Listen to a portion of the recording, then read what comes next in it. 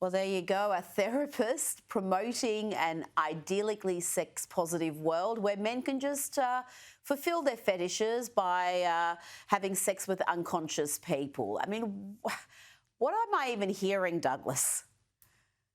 Not just what are you hearing, what are you seeing? I don't want to see women talk about sex positivity in any way. No, I mean, and look, this is the BBC is just so fantastically lost. By the way, there's a very clear reason for it. I'm not an enemy of the BBC. I'm a critic of it.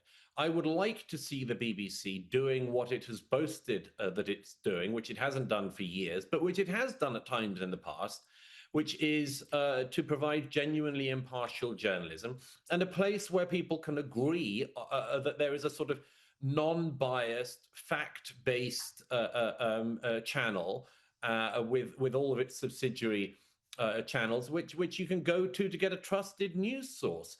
And you know, it's just so characteristic of the BBC and certain other media in this age.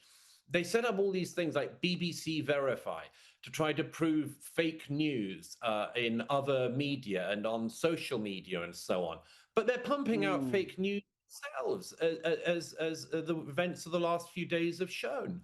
I mean, it's just completely unacceptable that an allegedly non-biased platform would be shown to have extreme bias in so many cases. And the point about that needs to come out is, as Charles Moore pointed out the other day, that the bias in the BBC always goes in one direction. You know, Yes. it's never like accidentally biased in favor of Nigel Farage. It's never accidentally biased against illegal migrants. It's never accidentally biased in favor of biological reality. No, no, no, no. It's always the same metropolitan left-wing tropes, the anti-Israelism, the anti-Trumpism, and so on. And it's because these journalists at the BBC, which used to be, I stress again, it used to be a real bastion where there were serious reporters, fact checkers, editors, presenters, and much more. It's a place which represents one particular viewpoint, and they have the right to do that if they want to become a privately owned company, and not take a tax from every household in the UK that owns a television in order to push this as being mainstream. It's so well documented now, this one directional bias. And I hope that what we've seen with the resignation of the Director General and the head of news isn't thought to be just the solution to the problem. It isn't.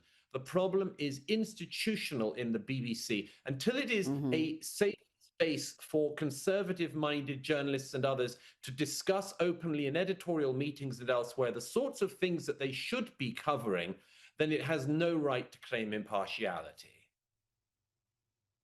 Well, it has a huge number of staff, huge number of journalists, producers. How many of them are conservative? How many of the ones who have programs, who are hosts, who are anchors on radio, on television, are conservatives? It's very easy just to determine the bias there. And as you said, they're taxpayer funded, so they have a charter, they're obliged to be balanced. And when it comes to biological reality, as you mentioned, the trans issue, Douglas, they're not much better there either, are they?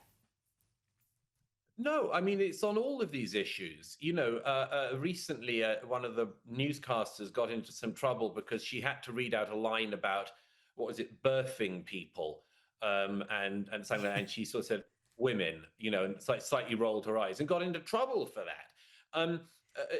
You know, it all goes back to that thing you just mentioned, Rita. How many non-left-wing liberals are in the BBC? I don't actually know now if there are any. Some 20 years ago, I knew some. I used to get together with some of them socially out of hours. I used to joke to them that the small group of conservatives in the BBC, and we used to meet in a pub or a bar and talk about things. I used to joke that they behaved like 1950s homosexuals. You know, they had to have a sort of secret code and, you know, hope that no one at work had guessed their dirty little secret and so on. But that's just appalling. At least 50% of the country have no representation in the editorial process of presenting and much more. And again, you can tell the one-directional bias from the fact that when BBC presenters and others leave, like there's a group of them who used to be at Newsnight, they left and set up their own sort of podcast. What is the thing they do once the guardrails of the pretense of impartiality are off? They're all campaigning anti-Trump, anti-conservative, anti-Tory, left-wing activists. It's always like that. When they leave the BBC, the thin veneer that they had whilst they were at it completely disappears. And I'm afraid that's still going on. You have presenters like Nick Robinson, a well-known leftist, and doesn't really manage to hide it on air. Extremely disagreeable to any conservative he's interviewing. People like Nick Robinson are trying to cover this up even now this week by pretending there's sort of no problem here, really. So I don't see any sign the BBC is actually going to reform. You know what? One of the things I love about social media, particularly X or Twitter as it used to be called, is the way it has removed that veneer, because you have these individuals on social media putting out their opinions, and then you can see why they report the way they do. And it's one thing to be in the opinion game like you and I are and state our opinions, but when you're supposed to be a news reporter and completely impartial, it's a different thing. And I just want to play a little clip about how the BBC covers trans issues. Now, transgender woman's milk is just as good for babies as breast milk. That's according to a letter from the medical director at University Hospital Sussex NHS Foundation Trust. The claim was made as part of a response against campaign groups. The trust referred to studies and the World Health Organization guidance, including one case which found what it called no observable effects in babies fed by induced lactation. Well, there you go, Douglas. I don't know, maybe you can take a cocktail of drugs and start lactating and feeding a child, and it'll just be just as good as mother's milk. I mean, really, the institutional bias is not just how they present a story and how they frame it, but also it's often with the guest selection and the story selection itself. Yes, I mean, in that case, I'm not going to take you up on your offer of that cocktail, if you don't mind, Rita. I prefer a straight up martini myself. But no, that's an absolutely classic one, isn't it? How could whatever the secretion is that comes out of somebody who's trying to change the pretense of biological sex, how could whatever cocktail it is that comes out that will be pumped full of the hormones that the person in question is taking, how could that possibly be as good as mother's milk? This is the sort of thing which the BBC will push as part of the trans extremist agenda. And they don't have to.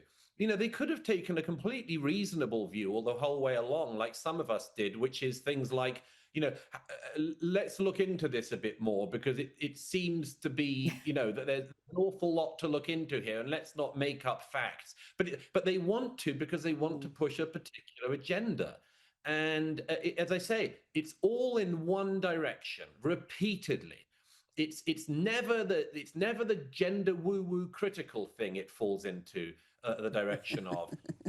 You know, it's all this kind of, you know, and I'm amazed that she didn't end up saying or claiming that actually trans lady estrogen testosterone milk is actually best, and we should all gulp it down all day long, otherwise we're bigots. I mean, it's so preposterous, and you can see through it. And this should have had a big halt to it a long time ago. And but just one other thing on that, Rita, you mentioned the guests. Absolutely the case. As anyone can see, the last time I was on the BBC, I was invited on Newsnight, and the presenter did what he always does with anyone who's not a card-carrying socialist, and he basically treats any one of our views as a convict awaiting sentence. They treat you like you're a monster criminal in the dock, and they've already decided you're guilty. And then meantime, they'll get some radical left-wing lawyer, you know, who represents, you know, the most disgraceful and disgusting people in society, and they'll present them as, you know, like human rights champion and all that sort of thing. It's really transparent, and it's really despicable for a broadcaster that pretends to have impartiality.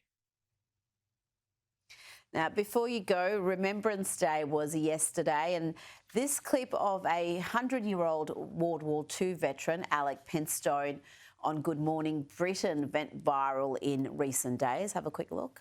What does Remembrance Sunday mean for you? What is your message? My message is, I can see in my mind's eye those rows and rows of white stones of all the hundreds of my friends and everybody else that gave their lives for what? The country of today. No, I'm sorry. The sacrifice wasn't worth the result that it is now. That's just so terribly sad, Douglas, that someone who sacrificed so much for Britain is so dismayed by what it has become. It was heartbreaking, Rita, seeing that. I don't know exactly, of course, what he was referring to, but I think we can all make some guesses.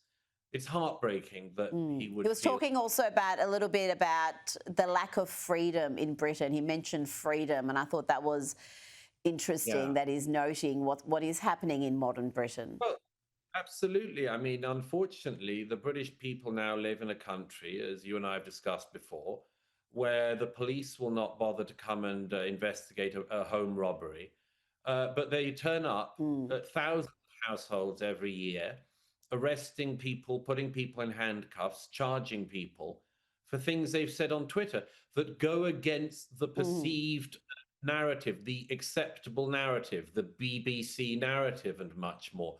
And you know, I don't think that does mean that the sacrifices of our forebears were in vain.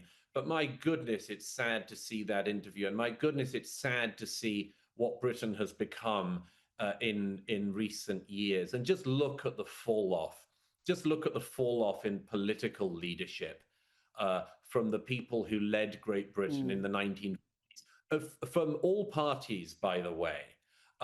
Consider an Attlee or a Churchill against what we have today. And yes, it's a very sad fall off. I'm deeply saddened when I saw that interview.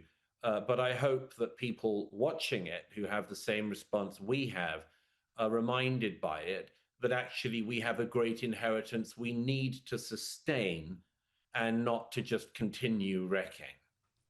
Douglas Murray, thank you so much for your time. Thank you.